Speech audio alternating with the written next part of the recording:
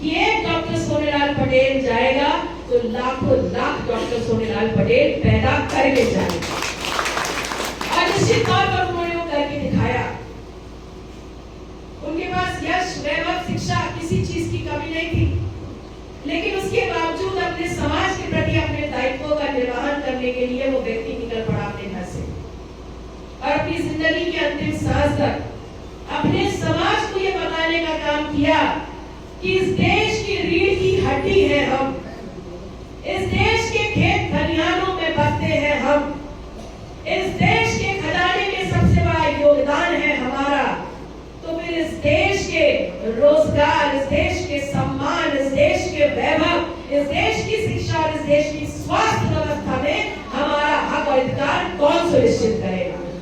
इस बात की लड़ाई लेके डॉक्टर सोनेलाल पटेल चले, जहां वो कहते थे कि हम समानता की लड़ाई लड़ते हैं और हम समानता को इस देश में स्थापित करना चाहते हैं।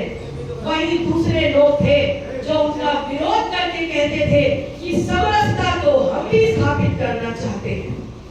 इन दोनों शब्दों में बहुत बड़ा अंतर है, पहले उस अंतर को समझ लीजिए।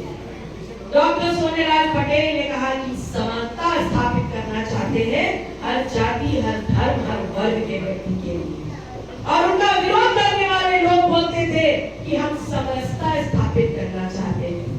समरसता क्या है? इसको उदाहरण से समझ लीजिए कि शक्कर की चाशनी में गुलाब जामुन कहलाएगा और सफेद रसगुल्ला कहलाएगा। ये होती है समरसता।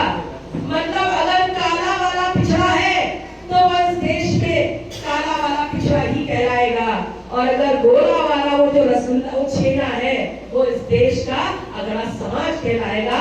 लेकिन चाशनी इस देश की सीमाएं होगी। ये थी समरसता।